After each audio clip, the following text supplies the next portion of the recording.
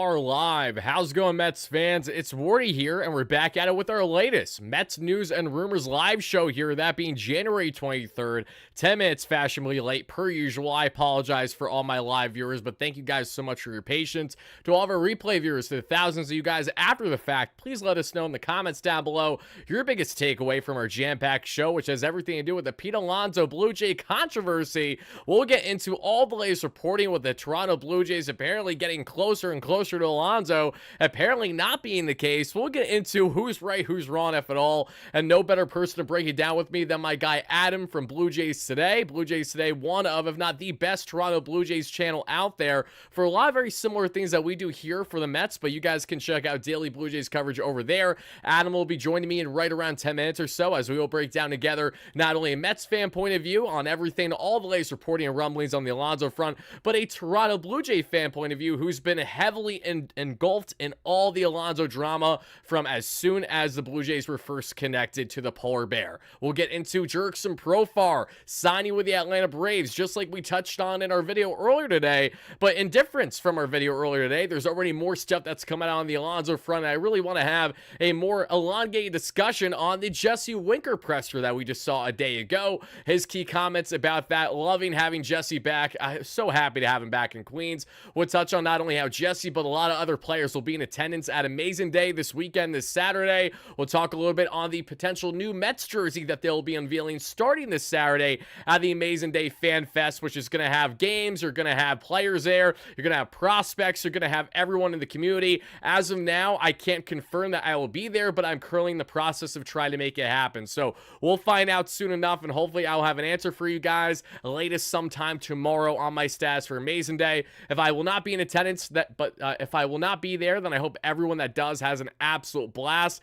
I'll do my best to kind of cover it from an outsider's point of view, should that happen. If I will be attending, then obviously you guys will get some in-house coverage right there with players, etc. You name it, with your guy Wardy. But to be determined on that front, everybody. So in the meantime, let's break down all the latest in Mets land with each and every one of you. Let's get a quick roll call going here before we get the live show rolling. Smash a like and subscribe on as your first chime in, everybody. Thank you so much for doing exactly that. Shout out to our amazing sponsor at BetUS that has you covered not only with all your sports betting needs, but also your casino needs, everybody. Get ready for the rush with BetUS Casino. Generous promotions and tournaments make every play even more rewarding. Sign up now and experience a difference. Get your 200% bonus sign-up bonus up to $5,000 and a 250% crypto bonus sign-up up to $5,000. Head over to betus.com.pa, whether it's for your sportsbook needs, casino needs, but just make sure, guys, no matter what it is, you bet responsibly. Now, folks, let's get into this one, and let's see who's in the chat now. We got Broken Jester, how you doing? Mantis, CP, Wolfpack, Jason, ZS,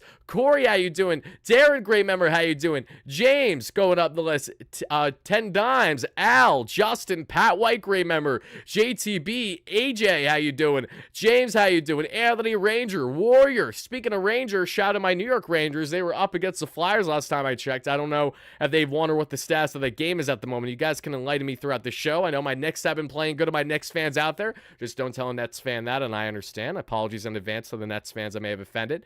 Jeff, how you doing? Arwad, Big Frank, Carlos, all my members chiming in. Tio316, my man. Thank you guys so much. If I missed any names, guys, please know it's not purposeful. We just got a lot of people chiming in tonight, per usual. I'm very humbled and grateful to say that. John Rossi, great member in here as always. Eddie C, how you doing? Going up the list here, Justin, SS29, Andrew the Gray, Cosmo, Ramon, Big Frank, Alex Munoz, Thomas C, let's see, Focal Plays TV, and everyone else. Thank you so much. Come one, come all. All right, guys.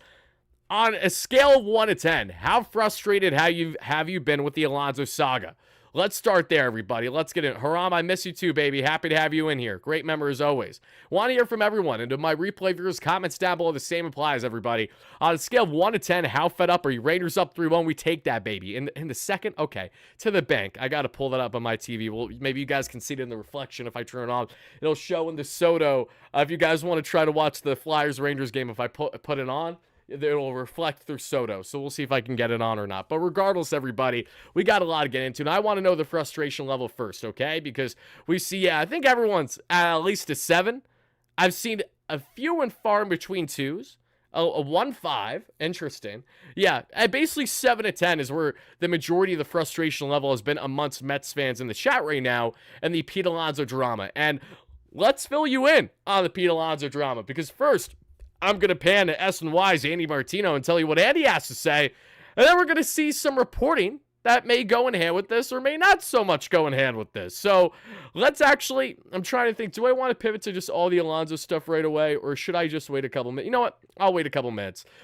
I will talk about that all further once I bring Adam in, because I can also show you guys some of the visuals and stuff, even with Adam in here, and then I will just minimize it and show him on screen when we're back to, talking to him in response to the clip. So I'll actually wait on the clip for a minute. Franco, the $2 Hall, says, what is your final prediction where Alonso goes? Until Alonso has officially signed with the Toronto Blue Jays, the LA Angels, the San Francisco Giants, the Long Island Ducks, wherever the hell he's going to go, I think he's going to find himself back in Flushing, Queens with the Mets. Just because the obviousness of why this is clearly a whole Scott Boras game going on right now, just as we alluded to a couple days ago, how Scott Boras screwed Alonso and his marketability to a degree, and how his market has really dragged out and thinned at this point, where Alonso's at fault as well. I highlighted that all over the past week. Yoshima, thank you so much for the donation. I can't take Pete leaving. I don't want to see Alonso leave either. That's important, but we will certainly get into all that here shortly, folks. In the meantime, I would also like to know from each and every one of you your initial reactions to the news that we just saw happen a little bit earlier today. Let me pull it up right here. You guys can see the details.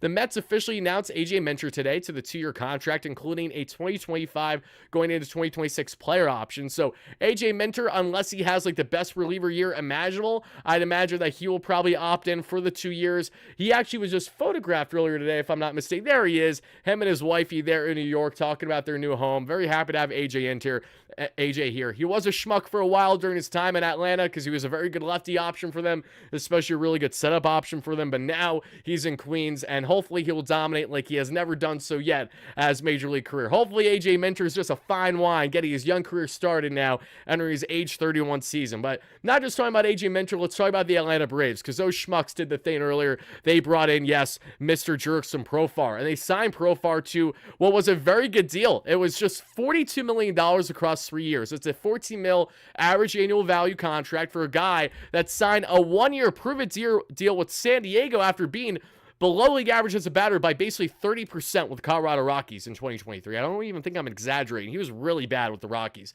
Then he comes back to San Diego. In that deep lineup, you got Jackson Merrill thriving, the rookie, who would have been rookie there, you could argue, and Paul Skeens wasn't a thing out of the NL. They had that lineup rolling with Tatis, Manny, Xander, Cronenworth every once in a while. I mean, you even had a little bit of the Splashes and the Solanos of the world, among others. They had good things going there in San Diego, and we saw Jerkson Profar play a part in that.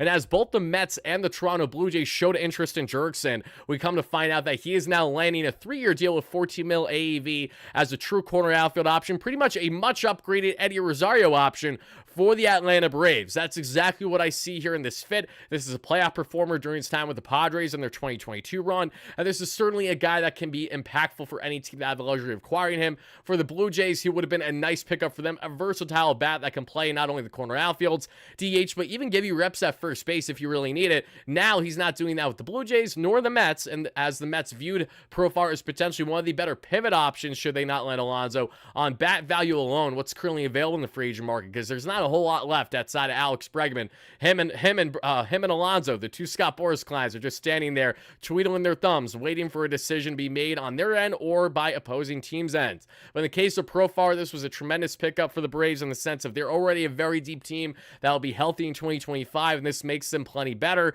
I love this pickup for them. I think Profar is going to be a thorn in the Mets' side, and while I love the AAV as well, I can absolutely see being deterred from a 3-year contract with no opt-outs for Jerkson Profar when there's no slam dunk guarantee if he'll be the right fit in your organization. I think he will be in Atlanta. I think the culture is great for him. I think how deep of a lineup they are is very reminiscent to the San Diego Padres, so I could see him thriving there. And with the Mets, I could have saw that as well, but I think for the Mets, if there was anything that wasn't in their favor, is that Citi Field is more notorious for being a pitcher's park than a batter's park. So I think if there was anything that you could say, or maybe it isn't best for Profar, that could be something that you could argue. Otherwise, the AAV I like, the years I'm not a fan of, so all in all, we'll see how he lands fans there in Atlanta and how things fare, but it goes without saying, after seeing the Dodgers land Kirby Yates, Tanner Scott, the big one in Roki Sasaki, and after seeing teams like the Braves now add and the rest of the key rivals that will be a pain in the neck for the Mets in 2025, they know they're only going to continue to get better, and we also know the Mets are not done making moves, which is exactly why we're now going to pivot into talking about all the latest here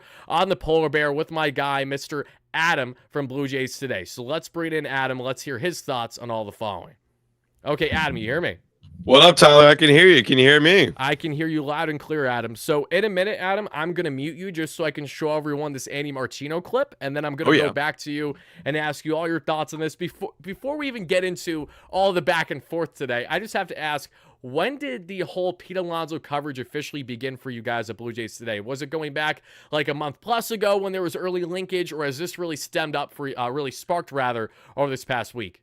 Well, we kind of covered it because we honestly just really love Pete Alonso, and we thought that his market value was being way undervalued. And we're like, well, we got to jump in on this. If the Mets aren't going to pay him what he deserves, then the Blue Jays should. But really, honestly, ever since Roki signed and we saw the Blue Jays take a whole pivot and they got Anthony Santander, and when they started talking about how, well, they're not done yet, and then immediately the Blue Jays were linked to Pete Alonso on this past Tuesday, we're like, all right, we're going all in right now. If we're really going to go all in, then we got to go get Pete Alonso, because getting Anthony Santander, we knew wasn't going to be enough to get the Blue Jays back into a wild card contention. So we knew, like, well, if we're getting linked to Pete Alonso, then we're probably going to have a really big push for for Pete Alonso. Then let's go. So we've been covering it for like the last 3-4 days, but today, and you know this, Wardy, has been quite insane in the coverage. Yeah, it's been ridiculous, and I think today was just another prime example on how like public negotiation tactics literally go, and we saw that firsthand. So we're going to get into all that here in a second.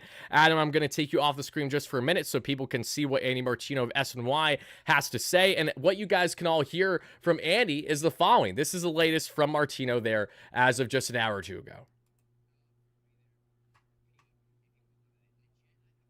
That question that people I could ask you. And the honest, I had another thought to your question, Sal, about, in addition to what I said, it's like, would that offer be there for Pete if he wanted it? And of course I've asked that question of people I could ask you, and the honest answer is like, nobody knows. So the final one that broke down the talks, there was, my understanding, there was like 68 to 70 million in present day dollars, and then on top of that, but that wasn't the extent of it. On top of that, there was a disagreement over deferred money. Now it's difficult to know exactly what's true here, but the final amount that he turned down in that final offer was more than $70 million. So, but not in present day value, in deferrals and stuff. But So something I want to highlight right away, not contrary, but unlike what we've heard in the original reporting, and the Mets proposing a 3-year contract, including a first-year opt-out at $68 to $70 million from over the past week and a half. Now we come to find out that the Mets did have deferred money in their proposal. Did Alonso have deferred money in his proposal at 3 years and $90+ million? Did that include deferments? Was that without deferments? You know, as Andy just alluded to himself, it's not exactly clear to what degree the deferments were, but with deferments, they would have made it over $70 million. So is there a possibility that this was a deal that was very much of similarity to what Alonso was asking, but maybe the Mets were putting around $20 million deferred, where he wants it all straight up, even with an opt-out after the first year? I'm not entirely sure, but it was just an interesting element that was a little bit of a wrinkle that was thrown into this as something that wasn't otherwise reported up until this point. Where he could have said, I got X amount, and it wouldn't have been 70, right? So how much more than 70 we talking? Well, I don't know. Okay. I haven't seen the offer in writing, Okay. You know, and so I'd be careful about saying exactly what it is. But it's indisputable that there was additionally to that 68 to 70 some deferred money in there, and that would have driven the ultimate monetary value up to some number higher. My whole point in saying this is that still on the table for Pete Alonso? If he calls up David Stearns or Scott Boras does and says, I've just had a change of heart, I really want to be here, can I take that offer? I don't know, and I don't think the Mets. I want to live in that world. I don't think Let's the Mets. go here. I don't think anyone knows. Well, here's the thing. I find it hard to believe that the Mets will now say no to Alonso if Alonso circles back and says, I'll take your deal now. I'd imagine the Mets still have it on the table. Could the Stearns be really, really stubborn and be like, buddy, you're not even getting offered that by opposing teams at the moment. We're actually going to take a year off. who the hell knows? You know, this has been such a controversy, which is exactly which has led to our live show today. Because initially we came out with a video earlier today. I'm like, okay, we're probably going to have to go live again because I know more information is going to come out. And bam. Initially, we heard rumblings today that the Toronto Blue Jays were getting closer to landing Alonso. Where do these rumblings stem from, everybody? I'm not going to name names, but they know who they are in the community. These are people that do not have credibility, who have not been on the money at all, with referencing that they have sources, yet because of the fact that Alonso's a hot button topic, and Twitter, X, however you like to call it, runs the way that it does with the algorithm, it's very easy to pick up steam and make something that's more so hearsay at absolute best be believed as fact. Because especially when you're a diehard fan and you want your team to acquire a player or lose a player, you are going to find yourself aligning more and more in the narrative that fits yours more than anything else. And what we then found out after these early rumblings from people who do not have credibility to back in the community, especially Mets community, stating that, okay, it could be, say, a 3-year deal around 75, so basically the same deal the Mets offered, but he'll accept it in Toronto. Then we come to find out from Andy Martino today that talks have advanced, that they're advancing with the Blue Jays, but nothing's imminent. They are advancing, and they have continued the talks after landing Anthony Santander. Then we come to find out from Tim Healy earlier today that Pete Alonso is in deep contract talks with the Blue Jays, per source. I will believe an Alonso Mets breakup only when I see it, and I appreciate Tim citing that because that's important here, because that's fine. That second sentence here from Tim is important to highlight, because 10 minutes after this is tweeted from Tim Healy, who, again, Tim does a very good job on the beat through for the Mets through Newsday. Tim isn't notorious for breaking news typically. He gets scoops every once in a while, but obviously when he hears things across Major League Baseball, I do definitely take that with more than just a grain of salt. But this is where things get interesting, and this is where things get all the more controversial, and there's no clickbait here, JTB. Just pay attention. Trust me, it isn't hard to do it. Unless you're referring to other stuff, then I hear you. But then we see from Ben Nicholson-Smith, who I had Toronto Blue Jays fans blocking me left and right a couple days ago for thinking that Ben doesn't have everything figured out in what he's talking about in regards to Vladimir contract extension talks. Because, okay, Blue Jays fans, if you guys fully believe your guy Ben, then you better believe him now when he states the following today. Through Sportsnet, again, for those that don't know, TSN and Sportsnet are like the 1-2 punch of major sports coverage in Toronto and Canada. It starts with hockey, obviously, with the Maple Leafs, and then you think Blue Jays right away, and you think of our guys at Blue Jays today as well. But you see lots out there today. Pete Alonso, Max Scherzer could be fits for the Blue Jays in time, but sources tell me and someone else there through Sportsnet that there's no momentum toward a deal on either player right now. Wouldn't be accurate to say talks are progressing. So they're saying, Andy Martino, you're wrong. Talks are not advancing. So we're hearing Mets camp and Mets beat writers put out there that things are supposedly advancing with the Blue Jays, and we're hearing Blue Jays beat writers saying no, they aren't advancing. What do I feel like is happening right now? It feels like Scott Boras is once again playing this game like a damn fiddle. Let's get into it. Let's bring Adam back in here. Adam, how we feeling? Man, like I love the way you put it, bro. Like, I feel like somebody's getting played, and I just love that, I could just cover this whole thing with a blanket with one statement. Nobody knows what the F is going on right now. Nobody has, I believe this. Here's the thing. I believe this. I believe people are being told, what they think is the truth, right? But who's really controlling the narrative right here? And I like that you brought up Scott Boras as like a guy potentially milking a little bit right here, really saying, oh, things are progressing with the Jays, and maybe this pushes Pete Alonso or the Mets, to go to Pete Alonso and bring him the offer that they actually want. I love how they also leaked the offer out there of $3 million or 3 years for $75 million, which isn't that much more than what the Mets offered him previously. And actually, so that's all it's really going to take. Really, that's the offer. Well, maybe then if we could get that information out there, maybe that leaks it. But point being is like, look, and like I totally respect Ben Nicholson-Smith, Shai Davidi, and all the Mets reporters as well. But really, we could guess what's going on, but we really don't know what's going on until, of course, he signs that deal and Jeff Passan comes out with a tweet, right? Right. So, but I just love it. I'm here for the entertainment. Oh, yeah, of course. And obviously people like us who cover news every single day, we're not complaining when there's obviously hot button topics to continue to talk about. But I think for both you and I, from a J fan perspective, the last thing you want is for this to be another situation where you guys are essentially played more in the media than anything else. Whereas, we come to find out the Jays never had, long-lasting negotiation talks with Alonso. It was only preliminary, right? And then from the Mets fan point of view is we really want Alonso. A lot of Mets fans want Alonso back, but there is a bit of a divide, and I'm going to ask for your thoughts on this too, Adam, because there's a contingent of Mets fans that want Alonso back. There's a contingent of Mets fans that want Alonso back with hopes that he opts out a year from now, and there's a contingent of fans that don't want Alonso back and want them to do everything in their power to land Vladdy, whether that is by the deadline or the offseason. And if the Toronto Blue Jays land Alonso, this creates a greater question for you as well that I actually love for you to answer quick, and then we'll talk more on the news and the details here, is that if Alonso goes there and the Toronto Blue Jays are still not even, like, let's say hypothetically they're 5 games out of a wild card by that time, even after landing Alonso, just things aren't working for whatever reason. Do you think that that would make most sense then for Toronto to trade Vladdy, or do you think that regardless on how far or, close you guys get on extension talks up until spring training, you head into the year, assuming extension isn't done, you think you're going to keep him regardless and then just see what happens next free agency? Where are you when it comes to that? Yeah, I mean, it's an interesting thought experiment. I mean, obviously, I think the right thing to do, assuming that they don't get a extension locked down with Vladdy, which I don't know if many Mets fans are aware of this. There's been a huge deadline made by Vladimir Guerrero Jr. saying, give me till the beginning of spring training, February 18th, and then, and that we'll discuss up to then. And then if we don't get a deal done, I'm going into the regular season of baseball and I'm playing my best game. But it is an interesting thought experiment you bring up, because if you do bring in Pete Alonso and you have Vladimir Guerrero Jr. and you're going into the deadline, I think regardless, going into the trade deadline and you're out of a wild card spot, or even you're 10 games out of a wild card spot, I really think it's got to be really deep. You're not competitive this year. I think if there's even a slight chance of competitiveness,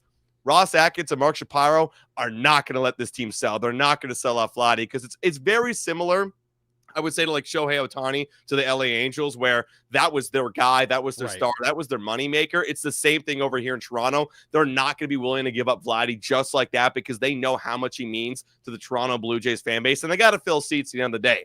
But if they are so far out of contention, then it might start making sense. However, I do want to mention this, because some people have some different beliefs on this.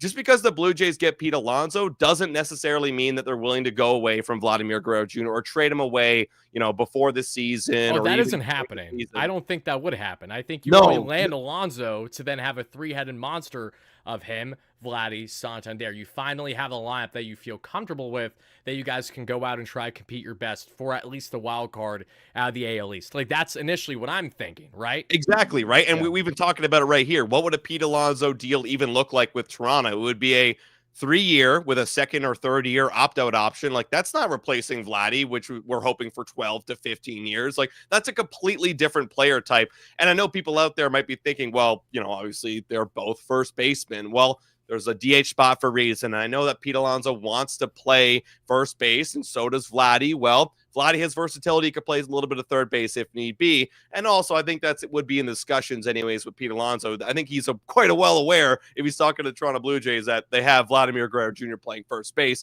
and he might need to DH some days to get in the lineup, right? So, point being, I really don't think that Pete Alonso coming to the Jays would impact Vladdy in any way. I think that would kind of be its own separate thing. It wouldn't really impact it. Oh, I just want to emphasize, guys, I reiterate it every time until I fix it myself, and I apologize. I'm showing a Vladimir Guerrero Jr. graphic right now that does not have the correct age. That's Alex Verdugo's 28 years of age. That is not Vladdy Guerrero. So ignore that. I know Vladdy's 25. He'll be entering, free agent. If he hits the free agent market a year from now, he'll be 26, just like Soto. Essentially, like pretty much the exact same thing on age profile, and that's why Vladdy will be getting a long-term deal. But before we talk a bit more on Vladdy, pivoting back to Alonso now, and to kind of get into all the back and forth on this, what's really stood out from the Mets fan point of view, and as someone who's covered this from start to finish, has been truly the Mets' reluctance to want to commit to Alonso. And that's where I think if you're Toronto, and if you're really trying to swoop in here, I do think their interest is genuine. It's just to what degree? Because when we're hearing people out of Mets camp saying what they're saying, and we're hearing people out of Toronto's camp refuting that, when you and I know damn well, Adam, Toronto's media has no problem making it abundantly clear that you guys are interested in players, or that you guys could be close, when in reality you're not always the case. The same thing goes for us. So a part of me really feels like, especially out of Mets camp, this is more Scott Boras talking than anything else, whereas what your camp is saying is legitimate. I could be wrong, and maybe there's a bias that comes in that with me, but I have had the hardest time trying to wrap my head around why Alonso would sign a similar statured contract with the Blue Jays when he would face the same exact pressure and I think cloud over his head the way he did in 2024 with the Mets. And what I mean by that is, yes, the playoffs, he was amazing, and it just showed how much he can clutch up in the most important games of the year, and that's great. But what's also true is that Alonso has now had back-to-back down offensive years from what his true career norms are if we get a little bit out of 2019. And we also know that Alonso is one of these players that he not only has a stubbornness to want to play first base, but he has been a guy that has been more of that clutch factor. And he was unquestionably the most unreliable Mets hitter out of their 1 through 9 in the 162 in late in game and high leverage, 2 outs, runners in scoring position. Like, I emphasize that so heavily because you could clearly tell that he couldn't handle the pressure of knowing that he was in a walk year. He never went through it before, and he just did not know how to go about it, and it did not benefit him whatsoever with the Mets' poor start. And then when everyone else was rallying and getting going, Alonso was the one guy that was just kind of a part of the part. Like, he was here, that's awesome, but he made up for it then in postseason. So that has been the most difficult aspect of this all from my point of view, is like, okay, Pete, if you had that uncomfortability, why wouldn't you have that again, especially if you're now entering a new club and a new organization where you might be a one and done, like Marcus Semien? There's a lot of pressure there. So I want to hear your thoughts on that viewpoint, on if you could see where I'm coming from, or maybe more optimism from a Jay point of view, because I do understand the ballpark, the lineup. There are things that I think would be favorable for Alonso to land in Toronto to try to juice his market value, but it's up to him and his mentality if he can actually perform the way that, we have seen him perform in the past. Yeah, it is interesting. I mean, you even bringing it up to me is making me think about why would he want to come here over the Mets, right? He's got his whole life over there in New York, right, and he's got, he's very familiarity with the Mets and their organization. The only thing I can really imagine is like, well, we'll promise you an insane amount of AAV. Like if we're thinking about like a Matt Chapman or Cody Bellinger type of contract, which Scott Boras has made in the past, where it's a high AAV, more than you ever expected, and then you get player opt-out so that if you do suck, then you can still get paid a little bit, and you can kind of get a little bit of that total value that you would have missed on a longer-term deal. I think at Pete Alonso, I mean, correct me if I'm wrong, Wardy, because you're more familiar with the Mets, obviously, than I am. There was a contract that he turned down that was a longer-term deal for about $150 million. Okay, so the context of that is actually north of 2 years ago now, Billy Epler approached Pete Alonso before he was represented by Scott Boras at the 2023 trade deadline. The Mets offered right around 158, 159 million across 6 or 7 years. I think it was 7, but don't quote me on that. I do know that it was going to buy out the final arbitration year, so his 2024 season as well. So it was really a value of a contract around like 135 million with 1 year less. So that has been at bare minimum what Alonso was initially seeking heading into this free agent year. So you can see why things have been so lopsided and not in his favor, especially what we have seen the trend with Scott Boras clients is if you're not named Juan Soto, if you're not named like a true upper echelon, like elite caliber talent, and you're just above average, if you fall in the Alonso category, if you fall in what we have seen with the Jordan Montgomery category and the Blake Snell category, Snell is a Cy Young caliber starter, absolutely. He just needs to stay consistently healthy. That's the main thing. Matt Chapman is above average player, but no one looks at Matt Chapman as like, oh my God, especially Blue Jays fans know very well. He's good, but he's not like, again, the end all be all. Alonso falls in that same category, and Scott Boras has approached these markets in a way like there's something more than what they are. And I think that's where we've had a greater problem here. Because for Alonso, he obviously has a lot of pressure because he turned down that Mets extension, and then he was in a walk year. Makes endless sense. You're either going to thrive or you're going to die. And sadly for Alonso, up until Devin Williams, it gave him a little bit of tip pitch. He was dying all year long. And then you see what happened with Matt Chapman, Montgomery, Snell, 2 out of the 3 inked longer-term deals after opting for those short-term high AV deals with opt-outs. Monty didn't work out because he was just, again, a shit show like all year long for the D-backs, unfortunately. That's why they want to salary dump him now, because the fit isn't nice. But the point I'm trying to make is that this is a commonality that we've seen in recent years with Boras clients. So it would not shock me in the slightest if this still drags on for a bit longer than any fan wants to. Like, if I will not be shocked if we're talking in mid-February, right around Valentine's Day, and Pete Alonso has not smooched up to make a kiss with the Mets or the Blue Jays. Like, it just hasn't happened yet. Well, that's the thing that John Heyman said too. Like, this could go on for quite some time, and that's also why I was kind of shocked with all the rumors coming out today. I'm like, wait, it's happening right now. I thought we were going to wait a little bit, but that's probably to the best advantage of Pete Alonso and Scott Boras is to wait this one out. I mean, especially right now, like if the Mets are feeling a little bit of pressure and they're thinking, well, maybe the Blue Jays are in on this, and maybe that's a ploy by Scott Boras, then maybe they do come around with something that's a little bit more, interesting to Pete Alonso, something that he'd probably accept on his own part. I want to ask you, Wardy, too, like, what is it that realistically you think the Mets should be doing in the situation in terms of years, AAV? Like, what should they be doing, and what do you think that Pete Alonso is worth? I think that they should continue to be right in line with what they're doing because they offered Alonso an AAV that's higher than Matt Olson. It's not like they're undervaluing him in comparison to Freeman and Olson all that much. They're just undervaluing him on the long-term aspect, which is the bother because Alonso wants nothing more than to ink a 7-year deal, that be that, and he doesn't have to worry about this again. That's where I'm sure a lot of this comes in hand with.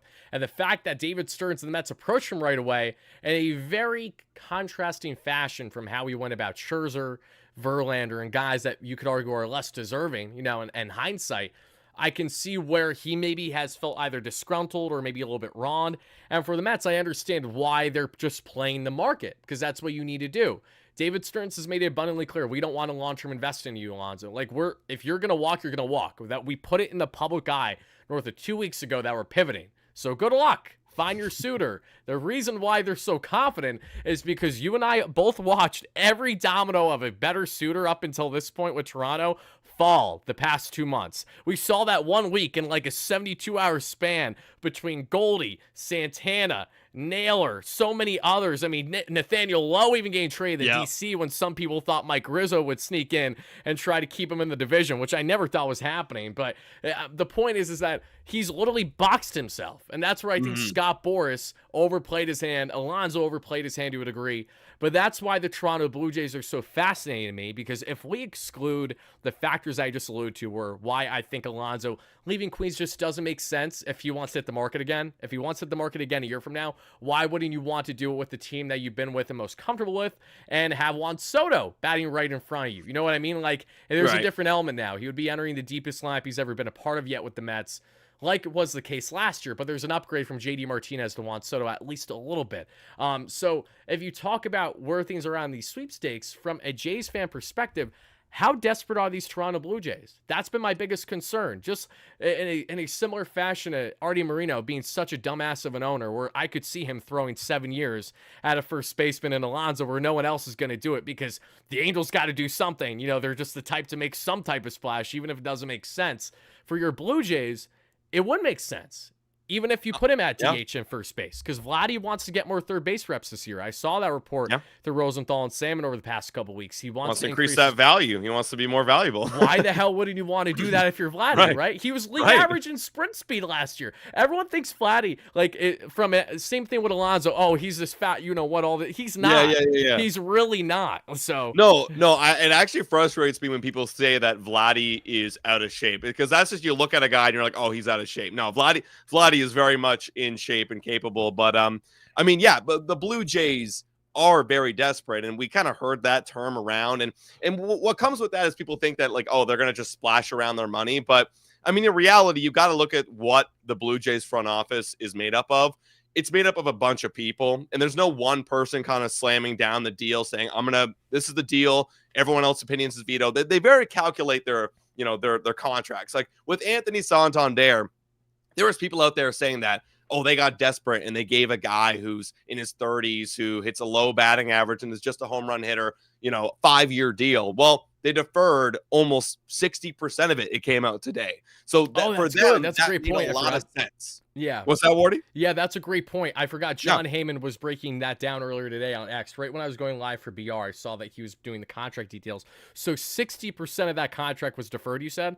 Essentially, 61 million of 92. Oh, okay. So there you go. So that makes a lot of sense. Okay. So one, I love the AAV for Santander. I don't like the years, but that's just, I think, more so on me trying to have more of the David Stearns mindset. Unless you're like an elite player, I don't want to give you too much term. But Santander's contract is basically Kyle Schwarber, just plus one more year, and is $5 million less, at minimum $5 million less per year than what the Mets offered Alonso across 3 years. And the interesting thing about Pete, too, is that from what Andy Martino reported today, the Mets had over $70 million in their proposal to Alonso with deferred money. So when we talk about the rumblings of people that I firmly believe were less credible earlier this morning in the Mets community saying, oh, it's a 3-year, $75 million deal, that actually wouldn't even be accurate to saying, oh, that might be a little bit more than the Mets offer, because in reality, the Mets at least had deferred payments, if I'd imagine, were at least another $10 to $20 million.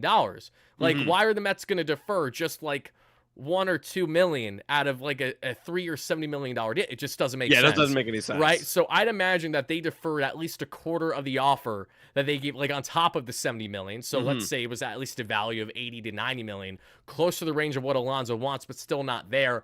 I think, again, this is just kind of like being nitpicky on both sides. I think Alonso will circle back to the Mets when everything is said and done. If he doesn't, then I hope he goes to Toronto, because that means that he will be nowhere a issue for us. And he'll at least be going to a team that we could see him thrive for, a team that we can root for.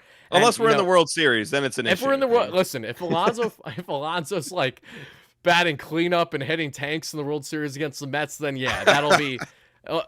I don't know if you remember Daniel Murphy too much during his time with the Mets, but Daniel Murphy was like our go-to second baseman, was tremendous in our 2015 playoff run, like just could not stop hitting home runs. And after that run, Sandy Alderson and Daniel Murphy, Sandy was our GM at the time, just said, you know what? We're not going to bring you back, Daniel. We want to prioritize Ben Zobrist, a little bit older, championship pedigree. We want to bring him in. Ben decides to go to Chicago, like last second after the Mets thought it was a lock. Daniel goes to our rival in the Nationals, and for the first time in his career, becomes a consistent 3+100 hitter on the average, hitting absolute tanks. Like what we saw in postseason continued. Like it wasn't a fluke, and it did not stopped. And then he looked at the Mets and said, oh, you're enemy number one now. I want to be back, and now I'm with the rival. Now I'm going to kill you. So him and Harper did exactly that. I still have that PTSD. I do not need to see it to the length of a World Series battle with the Blue Jays. Well, here's my whole thing. Like, we're talking about the Blue Jays, or how desperate are they? Well, I know from a fan, I watched the Jays last year. Great. The pitching was good. The bullpen, let's forget about that. The starting pitching was very good and kept us in ball games for a long period of time. And it was so many times, game after game, inning after inning, runners being stranded on base because we had nobody to bat in Vladimir Guerrero Jr. There was nobody to bat him in. Right? Yes, we have Anthony Santander now, but imagine getting a second chance to batting in Vladimir Guerrero Jr. How many more runs would you drive in that time? Right. And I what I know from Pete Alonso is he's a very good hitter with runners in scoring position. I know that you already brought it up. You can look up the numbers. It's phenomenal. And I know the Blue Jays know that. And going back to Anthony Santander's contract, when you defer all that money, what does that do?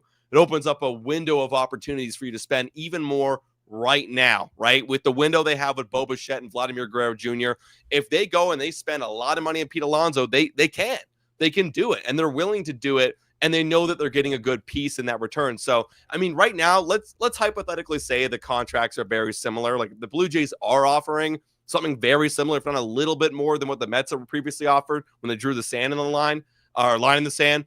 Well, I think there's opportunities, like we said, for next month, things might be able to go up, and I think the Blue Jays might be willing to play a little bit of ball here in the negotiations. Yeah, it just feels like, Toronto has so much more to lose in this than the Mets, which is kind of crazy to say considering the Mets will have a glaring hole at first base if we lose Alonso. Like, bringing Soto's great, but losing Alonso as, like, the counter also stings. It's not something that any fan really wanted heading into the year.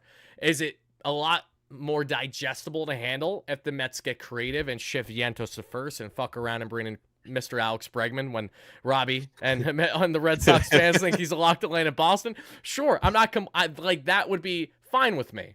I can also stomach Nolan Arenado at third base for a year or two if Vientos provides home run production like we know he can, 35 to home run pace and a 162, and having good hot corner defense. Like, I can stomach that because I know the Mets team overall, both offensively and defensively, will be better than what we saw in 2024. But it goes without saying that most fans, including myself, want Alonso, with that one caveat being Vladimir Guerrero Jr. Everyone initially wanted Alonso. Now, a lot of fans are like, we want we want Alonso, but we only want him for a year.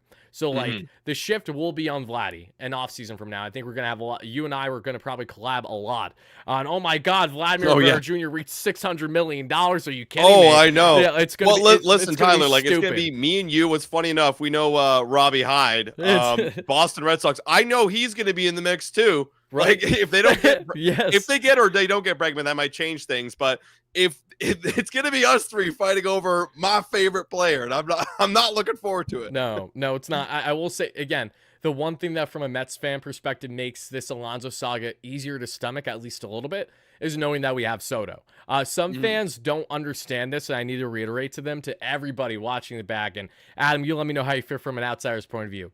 Juan Soto is not like completely twice the player that Pete Alonso is, but if we're basing on value, he is. Like, you could even argue that he's like almost triple the player that Alonso is. And a lot of fans are very cooped up in just the fact that Alonso's a homegrown talent, that he's been this consecutive 40 home run type guy for us, north of 100 plus RBIs when he's at his best, all these things. And that's great. And we love Pete for that. But it's also true is what we just brought in is a guy that can give us that production consistently, hopefully for the next decade at minimum. And then you add in the fact that, oh yeah, he has arguably the best eye of the plate in all Major League Baseball. Quite the contrast from Alonso, who, as you emphasize, his career numbers in runners in scoring position are very good. Alonso in 2022, when the Mets went over 100 games, was the best Alonso I've ever seen. Even when you look at maybe his value as a player, maybe it wasn't his true best that year versus the inflated 2019 numbers, which I take with a bit of a grain of salt because of the juice baseballs. What he did in 2022 was most impressive because not only did he help build the Mets in what was a core group at the time where you had Lindor obviously having his like true breakout there, 30 home run, 100 RBI season, 25 plus bags, that kind of thing.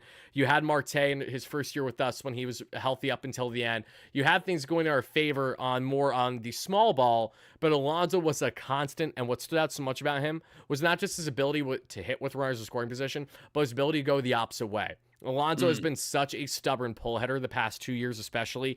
He really deviated from really using all fields the way that we saw greatly in 2022, similar to Jeff McNeil. And a big problem and a big reason for this is that they eliminated the shift. So because there isn't this incentive for batters now to say, oh, I can just poke it down the third baseline like Jeff would do all the time. Or for Alonso, you have this massive gap on the right side of the field. Because that isn't there anymore, there's been a reluctance in their plate approach. And Alonso, I've noticed that's hurt him. And we saw him, the pressure wasn't good this year. But as we also saw in the postseason, if you're going to step up, that's the most important time to do it. That trumps the 162, in my opinion, because without Alonso, we don't get as far as we did all the way there to the game 6 in LA in the NLCS, right? Oh, I still think about Milwaukee, like that game in Milwaukee, man. Like that, when I think about Pete Alonso and signing him for how much money he wants, I think about Milwaukee all the time. Right. And the problem is that while Alonso thinks about Milwaukee a lot too, no one else is thinking that. The front offices across Major League Baseball aren't thinking that. No, they look at the numbers. They look at the war. That's the thing that also like frustrates me the most. Like, I mean, it's so funny, and you tell me your 2 cents on this too. You know, yes, there is value in war, but there's also value in understanding with your eyeballs when you look at a player and what the impact he has on a team. Right. You know, and as well, like, you know, how much is war? Even minute here detail. How much does war play into the fact that Alonso can stop an overthrown ball or scoop up a ball in the dirt? Right? Is that play into the war at all? Yeah. You know, I mean, it does. Okay, so it depends on how much you value these stats, right? Because one's above replacement, I carry with a good amount of weight, considering that's what a lot of people in the game do now, especially to kind of see the difference. I'm like, oh, this guy was great offensively, but he was dog, you know what, defensively. That's why he was like a one WAR player, even with 35 home runs this year. It doesn't make sense, you know, like he's really that bad. In the case of Alonso's defense, he's not an anomaly, but he's just so unique in the sense that he lays his body out triple times, if not quadruple times, more than the next closest first baseman in Major League Baseball. No Right. one dives out the way that he does. So instead of a Right. standard first baseman that's really good on their lateral movement, Alonso, who is good laterally, is like, F it. I'm just going to put my body in the way to stop the ball from getting past. So even if I have to dive out constantly and just let it hit my chest, I'm going to do that. And he does that at a consistent rate. The problem with Alonso is that he is not only a very mental hitter, where when he's in a rut, it doesn't just impact him offensively, it does impact him defensively. And we saw that more this year than any year prior. And that's why he just sticks out so much to me as such a unique case and like wanting to bring him back. But I understand the reservations behind not wanting to bring him back beyond, say, 3 years with an opt-out, because the market isn't there, the defense is lackluster, and even Alonso at his absolute best is usually sitting more just above a league average defender. This past year, he was well below a league average defender. He was god-awful at times, when other times he's making those scoops. He had some key plays down the stretch of the season as well where he just missed clear pop-ups, and it's like, Pete, we can't be doing that. So I'm not just trying to pick those out as like that they're the end all be all, but I'm just trying to make clear that Alonso's defense also, like his offense, is kind of hard to evaluate because he hasn't been consistent there. The only thing he's been consistent with is his ability to put put his body out there more than anyone else. Yeah, and like I guess the point I was alluding to is like, you know, there's a reason why people play first base. You know, like you are not the best defender, but we keep you here because you're one of the best hitters. You know, and Right. Pete Alonso is one of the best hitters, one of the best power hitters in all of baseball. Like, let's be frank. Like, out of all baseball, this guy could lead the league in home runs any given absolutely. year. Yep. So, and that's where my problem is when it comes to valuing this guy's contract. Is we've seen time and time again in the postseason how valuable the home run ball has become in the last Yes. 4 or 5 years. It's been very valuable. And for me to not give him not necessarily give him what he wants, but give him a competitive offer. Like I still think it's disrespectful that any team's offering this guy only $70 million for 3 years. And you could make the argument like, you know, maybe he won't age well. And, you know, he's a 30-year-old first baseman and it could go downhill from here. And maybe there's signs of the last previous years. Regardless, I think you got to pay for a guy who can legitimately, and you guys saw it, Mets fans, win you games in the postseason. And that's what you're paying for at the end of the day.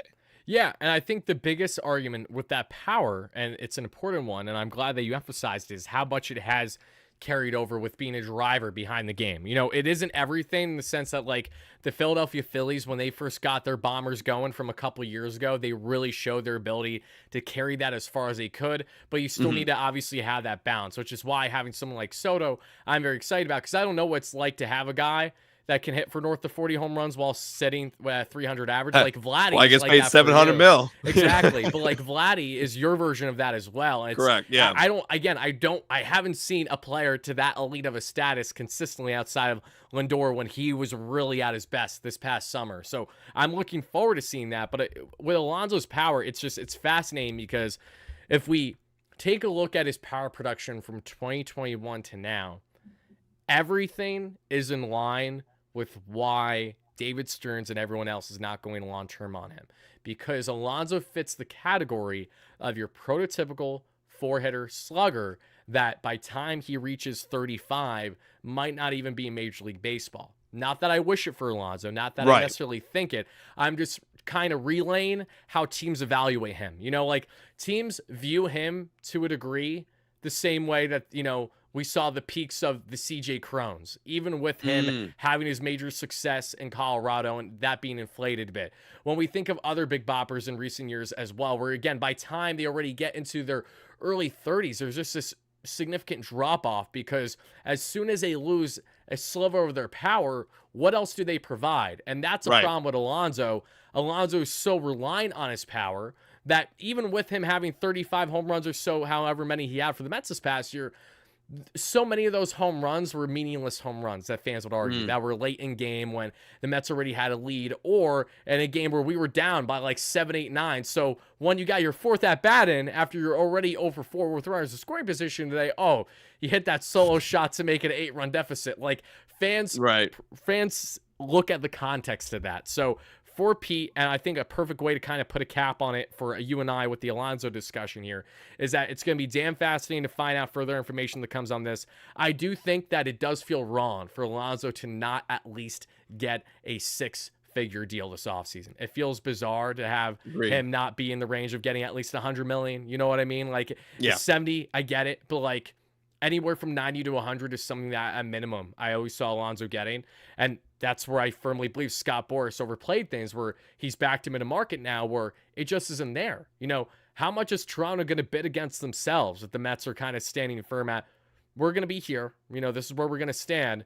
Toronto's really not, are they really going to go an additional 20, 30 million? Like, how much farther are the Blue Jays, you think, going to be going when the rest of the market is like, we're perfectly fine with where we're at?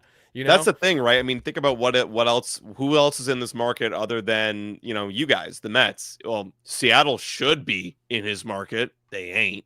You know, I think that's crazy. And they don't want to spend. They're assholes. They're like, yeah, like this is this is literally the perfect fit that he could go to other than anybody else other than the Mets. Like, and they're not going for him. The Giants, I mean, they've already been spending. How much are they going to really spend more? I mean, you never know with Buster Posey. It's a new regime there. And then that's kind of it, right? Then you're looking at the Blue Jays. So if there's really nobody else, I think that's why it's also going to take a long time because, yeah, you're right. Like I personally don't know how much is left for the Blue Jays to spend. They did say they're very comfortable going over the third luxury tax threshold. They're already over the second one after Anthony Santander. They've already stated and that was from Ben Nicholson-Smith, one of the guy who said that there aren't any talks with them today. So if we want to believe him, you got to believe that. So if they are comfortable with doing that, then maybe they wait and see, like if they do go back to the Mets and they get an offer, maybe they have a second counter offer coming in. You never know, but I think it's going to take a long time. But either way, I'm excited to cover it, Tyler. Yeah, I'm looking forward to covering it too, Adam. Again, thank you so much for coming on. Before I let you out of here, one, make sure to let everyone know where they can find you, especially if they want to hear Blue Jays point of views, guys. There are only two people in this community that I can highly recommend right now, two channels rather, one getting Blue Jays coverage. And if it isn't Jim at Ball Cap Sports, and Jim isn't just Toronto Blue Jays, you guys got to make sure you're checking out Blue Jays today. They do like quite literally to a T what we do here every day, just for the Blue Jays. So go check out the content anytime you want to consume Jays content. Secondly, Adam, I want to hear what is your Vladimir Guerrero free agency contract prediction, because I'm not the first to bubble. I don't think he's going to get extended. I know a lot of other people. No, what are you talking about? I know, right? Extended. I know, shame on me. But if he hits the free agent market, give me just an honest prediction of what you think his contract will be, wherever he may land. Yeah. Well, I mean, looking at Soto's a great example. I mean, obviously they're not the same player. Very, Soto's got a little bit more pop, a little bit more on base, actually a lot more on base, but very, very similar players in terms of age too. I think the market value before this season was about 340, right? And looking at what happened with Soto, everyone was talking about, well, maybe he's just going to eclipse the 500. A year goes by, puts up a very successful year. You see with the market value in the bidding goes up to 765, or I blacked out the number from my head, Tyler. I don't want to think about it, but obviously a lot more. That's virtually 50% more. So with that being said, I could see Vladdy getting 500. Yeah. If he goes to free agency next year, legitimately, if it's between Steve Cohen and it's between the Red Sox and the Blue Jays, and maybe there's a few mystery suitors in there, 500 million is assuming Vladdy does what he did last year, hit over 300 with 30 bombs, $500 million. Exactly. And then the Dodgers are going to swoop in and be like, all right, Freddie, we're going to shift you to DH for the remainder of this contract. Here's the thing, because I thought this too. Ohtani's a DH, Freddie's a first baseman, but if Vladdy plays third, Max Muncy, goodbye. You're getting old. Boom. Here's Vladdy playing third base. That would kill me, man. Oh, my. Okay, so now we need to think together, Adam, real quick. Do we need to prioritize just making sure the Dodgers don't land Vladdy? Don't let Vladdy get third base reps this year. If that's what it means, make sure it doesn't happen. I don't care. I don't care if you need to go to the stadium right now. You have to make sure that he doesn't have one third base rep. If he's not getting third base reps, that means we don't have Alonso. So I don't know. I don't know how I feel about that. That's true. And it would benefit me more than you. So that's true. If we win the World Series, then it's all fine. Then, I don't care. Noted. All right, guys. Thank you so much. Adam, please let everyone know where they can find you. And then I'm going to let you out here and I'm going to wrap up my show for the next 5 to 10 minutes. Absolutely. So Blue Jays today on YouTube, Today Jays on X or Twitter. We're tweeting. We've been following the whole Pete Alonso thing today on Twitter. So if you want to get up-to-date information on there, go check out Today Jays there. Blue Jays Today podcast on Instagram and Blue Jays Today on TikTok. Tyler, thank you so much for your time this evening, and I hope we get to hear some very interesting news regarding Pete Alonso very soon. Oh yeah, no, likewise, Adam. And hopefully next time we collab, I'll be on your channel. Next time we have the schedules aligned, that'll be a lot of fun. Absolutely. Let's do it, Tyler. All right, Adam, have a great one. Thank you again. Appreciate Adam coming on from Blue Jays today, everybody. If you guys don't know Adam Peddle and Nicholas Playlog, please make sure that you inform yourself, especially if you guys are at all interested in watching Toronto Blue Jays coverage this year. Should the Blue Jays land Alonso and you want to follow on the Blue Jays more a bit because you love Alonso still and feel that there's no love lost, if you are a fan in that category, then again, Blue Jays Today is there for you for your Jays coverage. And I've known them going back to the literal start. They've pretty much been around the same time as I have since we started YouTube over the past 4+ years. Now, same thing with Jim at Ballcap Sports. Jim was actually the first baseball creator to ever connect with me and slide in my DMs, like after my first video or two, and the rest is history. Now, Jim is one of the biggest faces in the baseball space on YouTube, like our buddy Robbie Hyde and Blue Jays Today. They're doing a great job over there as well. But guys, I do have a donation from much earlier that I'd like to touch on briefly. Let's see here. Alexis Rodriguez with the $5 haul says, if you would have told me Soto signs before Pete, I would have called everyone crazy. Yeah, it is crazy how that works, but I appreciate it though. I'm glad that it's Alonso dragging this more and not Soto, because I'm sorry, I love Pete, but comparing Pete to Soto would not be right. It's apples and oranges. The priority on landing Soto was just so much more pronounced, in my opinion. I'm really glad that was spearheaded as fairly quick as it was, even while we still talked about Juan Soto on this platform for at least a month and a half or so before he ultimately signed with the Mets on that $765 million deal with deferments. It can lead, not deferments, with the added $5 million per year for the final remaining 10 years of the contract. If the Mets opt into that, then it'll make it a contract over $800 million, and that way Soto cannot opt out of the deal after his 5th year. So we'll find out what happens on that front down the line. Hopefully the Mets won 3 World Series by then. If they just win 1, I will cry tears of joy for many years. I don't know what winning a championship is like. And Donaldson, I appreciate that. I know we got Jays fans on the chat. I would like to preface to any Jays fans, you guys are probably going to get offended by me ahead of time.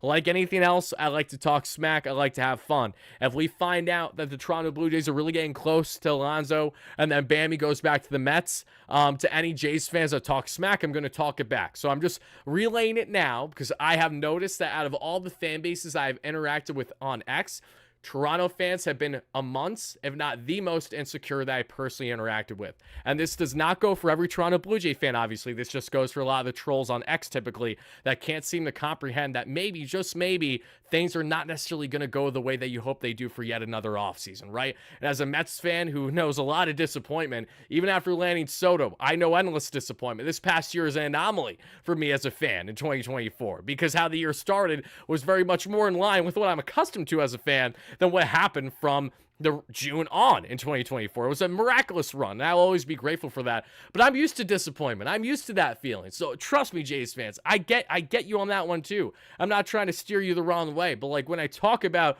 where things may stand with Alonso and the Jays, and people are saying, you have no clue what you're talking about. I'm like, buddy, what makes you think you have any better clue? You've been used like a fiddle by how many free agents through Scott Boras past couple years? We gonna go through this again? It's silly to me. But regardless, to all my Jays fans that have been dope, that have been respectful, I appreciate you guys greatly. I'm happy to have you in here. And to my Mets fans, whoever you're a fan of, thank you so much for coming back in as well. We really appreciate that. Talk smack for a guy who wasn't even born. Well, oh yeah, shame on me for not being born the last time the Mets won a World Series. If you're a Blue Jay fan, I don't know what the point you're trying to make here is, my guy.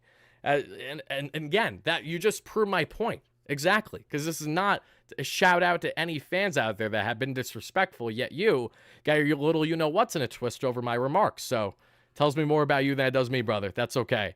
And I know, I've interacted, trust me, there's definitely a difference. There's this contingency of Jays fans I've interacted with that are actually some of the smartest baseball fans I've interacted with, not only on X, but on YouTube as well. They know their stuff. Then there's another contingent that fall in the depressive category of another year where things don't go the way that they want, so they're going to voice every emotion, good, bad, or indifferent there on everyone else, on X, on socials. That's just how it goes. my contract for prediction for Alonso is still pretty much along the lines of what we're hearing, right? If Alonso wants 3 years, 90+ million that he approached the Mets with, the Mets offer 3 years, 70 with deferments. What are we, like, what, 10 million off now? You know what? It's stupid. I think the entire Alonso negotiation at this point is stupid. And the reason why I think it's stupid, and thank you, brother, I appreciate you chiming in, all my Jays fans. You guys are awesome. The reason why I think it's so stupid is because it just feels like it's a foregone conclusion that we're going to meet in the middle here at the end, and he's going to circle back to Queens. With all the rumblings going on, I have to see it to believe it. I need to see Jeff Passan, Ken Rosenthal, someone of substance go and break the news that Alonso's landing elsewhere, because until then, I'm just not buying into it. Guys, a couple more things I want to share before we wrap up tonight's show. This goes back from a day ago. I'm going to pull it up for each and every one. Just give me 1 second, everybody. Let me see if I can find it. Well, for one, guys, just so you know, this is media availability for people that will be attending the Amazing Day this Saturday. Like I said, I cannot confirm that I will be there with certainty yet. I'm still in the process of hoping to attend. If I'm not able to attend, no love lost whatsoever. I'm very much looking forward to attending other events, not only at games, but for the Mets throughout the course of the year. So I'm in the ongoing process of trying to make this happen. So I will let you guys know. Hopefully I'll have information by sometime tomorrow for certain if I'll be attending or not. If I am attending, though, you guys can look out for me, as I'll be taking part in a lot of the media aspect of things, as I'll be there represented through another party that I'm not going to name right now because nothing's official at the moment. But at 9:30 a.m., you have Brandon Nimmo, Francisco Lindor, and Mark Vientos all available there for the media. At 10 a.m., you have Bobby Valentine, you have Brett Beatty, and then at 10:30, you have Jesse Winker. 11 a.m., David Pearson. 11:30 a.m., Mike Piazza. 12:30, Francisco Alvarez. 12:30, Edwin Diaz. 1 p.m., Carlos Mendoza. 3 p.m., Frankie Montas. 3:30, Terry Collins. 4 p.m., Juan Soto. 4 p.m. Clay Holmes, and 4:30 Mookie Wilson. It's an all-day event starting at 9:30 and it ends 9:30 a.m. and it ends at 6:30 p.m. Everyone in the Mets community is going to be there. My buddy that you guys know plenty, Jolly, is going to actually be hosting a pitching panel at 10 a.m. For anyone that will be around during that time slot. Be on the lookout, as he'll be hosting a pitching panel with Reed Garrett, David Peterson, Christian Scott, and Sean Manaea. And this is a free plug to him because he got that role through John Boy Media, because Jolly has been doing a very good job as a MLB like trivia host in the past at different things for John Boy. So they were able to connect with the Mets for this fan fest, and that's awesome. So if you guys are around that time, 10 a.m., there'll be a pitching panel that'll be going on there, and he'll be posting that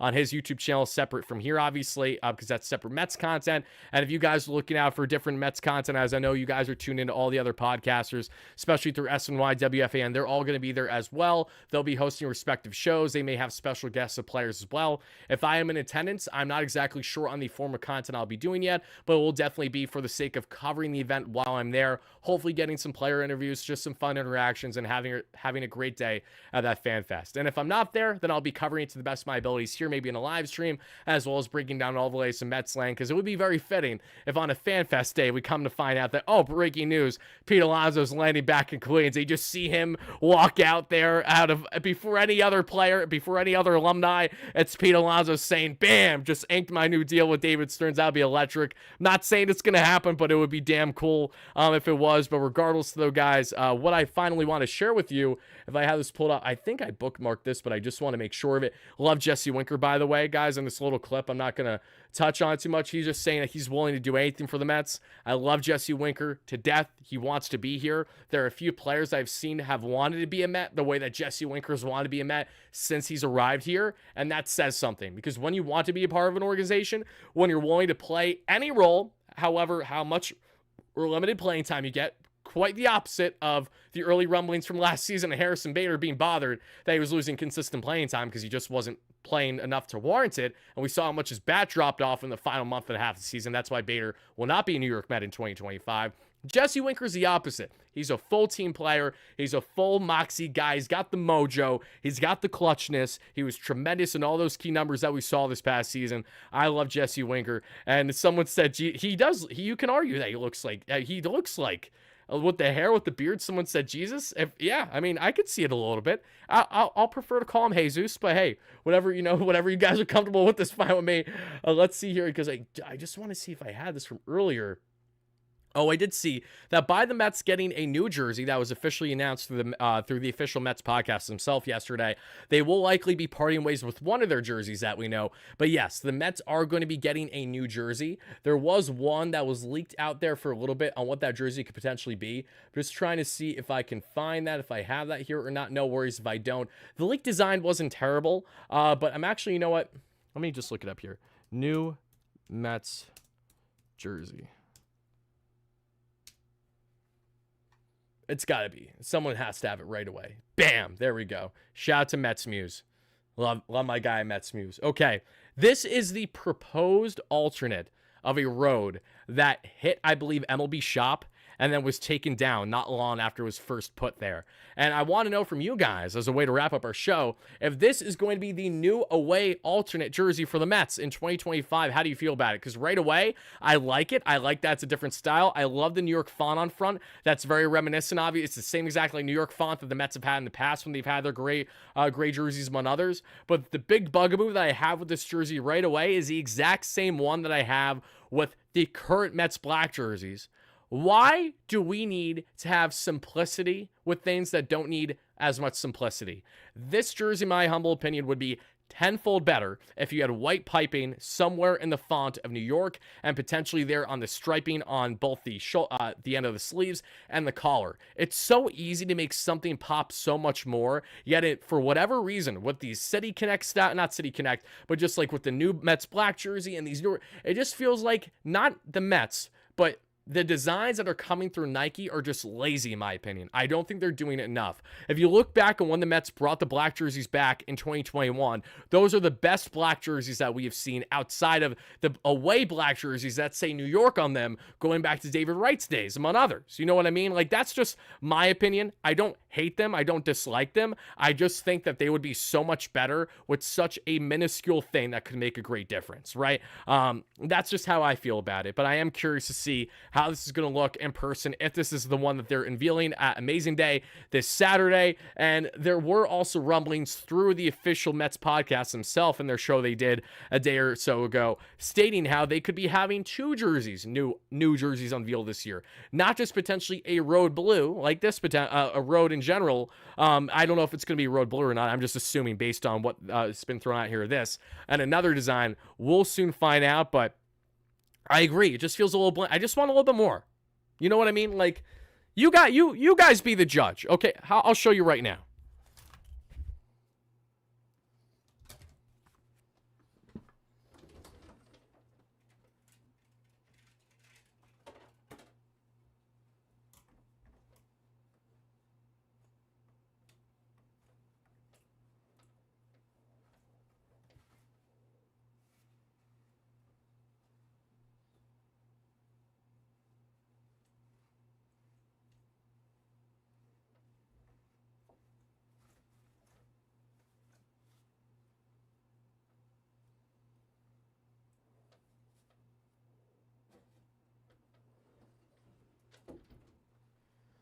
One second, everybody. Hold on.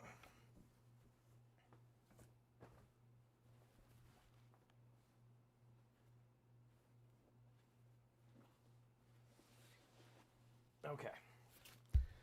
Alrighty, folks, listen up. So when we talk about these jerseys and like my personal preference, and were you born when the black jerseys showed up? Yeah, I mean, I was born in 2000. The black jerseys were around then. Yes, I was born when the black jerseys were relevant and a thing. Now to get in here just for a second, and let me make sure that I have this minimized. That being the, let's see here.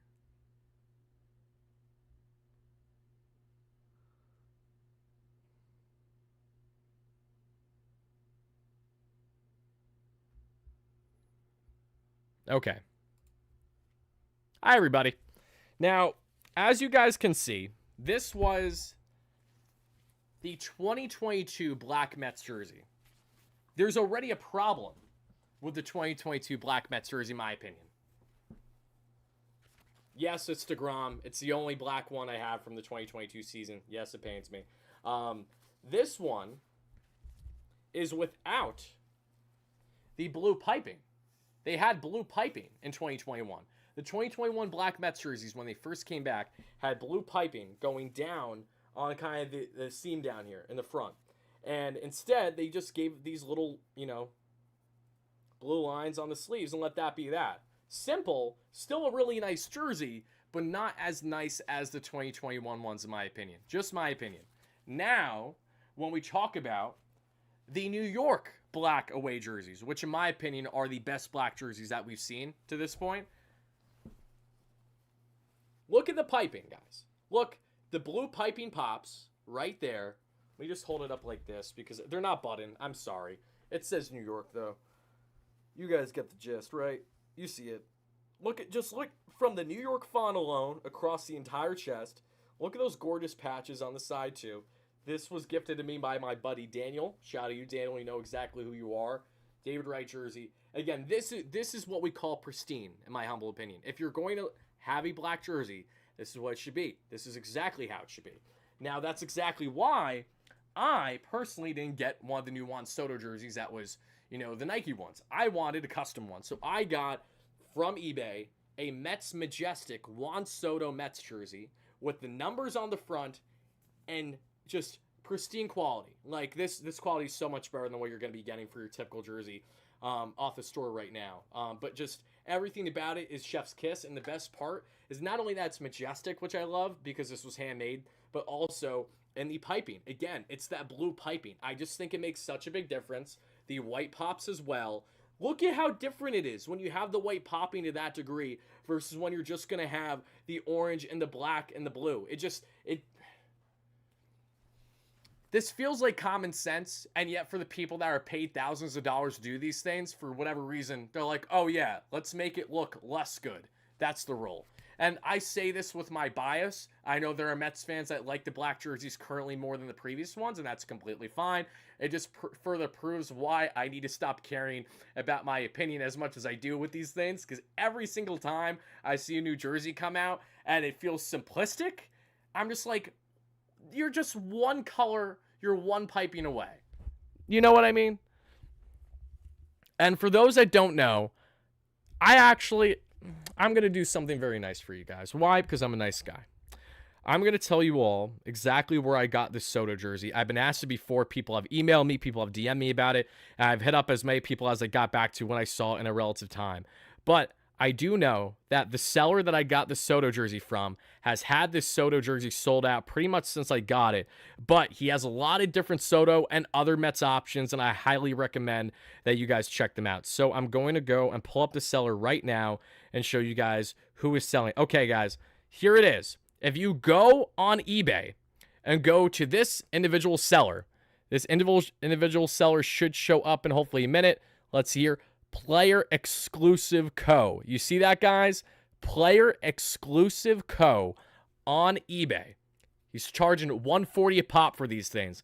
They were the best quality jerseys I've had ever from eBay. This is not some DH Gate nonsense where you're spending $20 for a jersey and you're getting $20 quality. No, you're spending like $140. It's a good amount of money, but if you really care about the quality of a jersey and you want one to look like be in pristine condition, that seller is really, really highly recommend. They not only have for like at least 5 different Soto options, they got a bunch of different Lindor options, a bunch of different Vientos options. They got you covered. Not a sponsor. I probably just gave that guy thousands of dollars in free promo. That's why going forward, guys, I can't be doing this. I need to be asking them ahead of time, hey, give me a cut. All jokes aside, let me get my camera focused for a second. There we go. All right, everybody. Before I wrap up the live show, I just want to say once more, thank you so much to everyone that chimed in live on our replay today. Tingus with the $5 donation says, can't believe we're going into the season with this lineup. Soto probably regretting his decision. Not at all, Tingus. Money talks. And last time I checked, the Mets are still currently a better team than last year. So I think we should get our heads out of you-know-whats and think that, just if Alonso does in fact walk, it is not the end-all be-all for the Mets. And I feel great confidence in David Stearns and Cohen's willingness to allow Alonso to walk and their ability to make sure that it doesn't hurt the Mets in the long run. I don't have 100% confidence because obviously anything can backfire. Things could be underwhelming, not in the way that you hope they'd be. But 1, I think Alonso still returns. 2, the Mets are not done making moves. 3, in a year that the Mets were 11 games below 500, they made it all the way to Game 6 against the Dodgers, who won the World Series and the NLCS, and gave the Dodgers a bigger fight than what the Yankees did in the dance. This is without Juan Soto. I'm going to go on a limb and say the Mets are going to have a pretty entertaining 2025 season, regardless on what their next moves are going to be. We just hope that obviously they make the team better than what it currently is. Tingus, thank you for the donation. Thank you guys again for watching. I greatly appreciate that. It really does mean a lot. And all of you, I hope you all have a fantastic rest of your night, day, evening, whenever you're watching this. As this is going to be your guy, Wardy, signing out. We'll be back live, if not tomorrow, then potentially sometime Saturday, depending on the status on if I'll be at Amazing Day or not. Like I said, I will relay to each and every one of you once I have clarity on that front. If I won't be attending, apologies in advance to everyone that was, hoping to interact, but I'll have information soon. Haram with the $5 donation. Thank you so much. Wardy, what a better idea. Pete this year and have the best 2025 team, or have Vlad next year. Why not both? That's a simple counter. Sign Alonso to a 3-year deal. Have him opt out after a year after balling out with Soto in front of him and in the deepest lineup yet, and hopefully bouncing back from what was a very underwhelming 2024. And then Alonso looks for a bag. The Mets bring in Vladdy, and everyone goes goes home happy at the end of the day. That's what I would like as a Mets fan. Thank you guys again for watching. Let's go Mets, baby.